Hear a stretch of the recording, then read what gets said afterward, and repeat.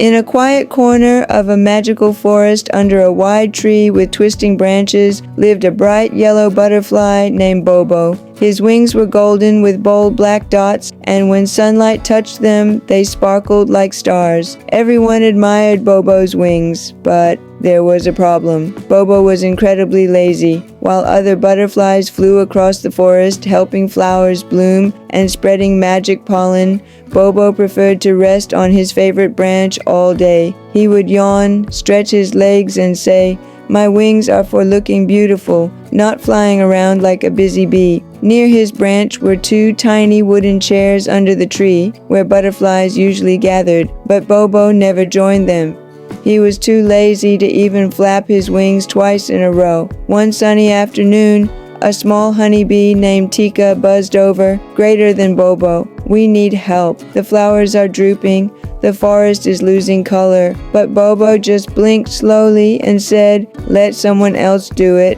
I'm resting." Tika frowned and flew off. The forest sighed. That evening, the skies turned dull. The tulips near the river hung their heads. The daisies stopped dancing in the breeze. Even the birds grew quiet. But far away in a small town just beyond the forest edge lived a little girl named Mira. She had big, curious eyes, wild curly hair, and loved drawing butterflies. One day, she wandered into the forest with her sketchbook in hand. She followed the fluttering of wings until she saw Bobo lying lazily on a branch. Mira's eyes sparkled, greater than, "Wow, you're the most beautiful butterfly I've ever seen." Bobo lifted one wing lazily, greater than, "Of course I am. Look at my dot." Mira giggled and asked, "Will you fly for me so I can draw you?" Bobo yawned. "Greater than flying is too much work." Mira looked around.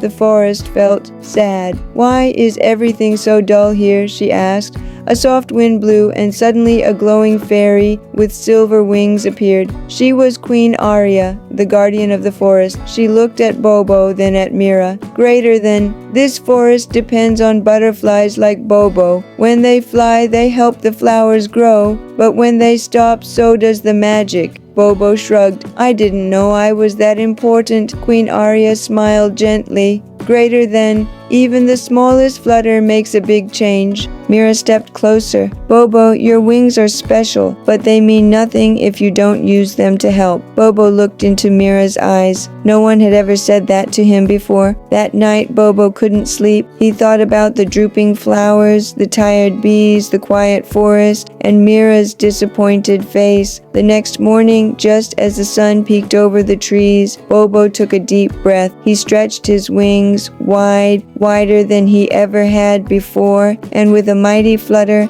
he flew. He zipped past the daisies, brushed over the roses, and looped through the tulips. The flowers woke up, lifting their heads and smiling in full bloom. The bees cheered. Even the trees swayed joyfully. Mira watched from below, clapping with joy. "You're doing it, Bobo. You're saving the forest." The forest queen reappeared, a glow in her eyes. "Thank you, Bobo. The magic is returning." Bobo landed softly near Mira and smiled. "Greater than, I didn't know flying could feel this good." Mira sat on one of the tiny chairs under the tree and sketched Bobo in full flight, his wings wide and proud. From that day on, Bobo never wasted his gift. He still sat on his favorite branch, but only after visiting every flower in the meadow. And the little chairs, one always stayed empty for Mira, the girl who believed in a lazy butterfly and helped him discover his true purpose.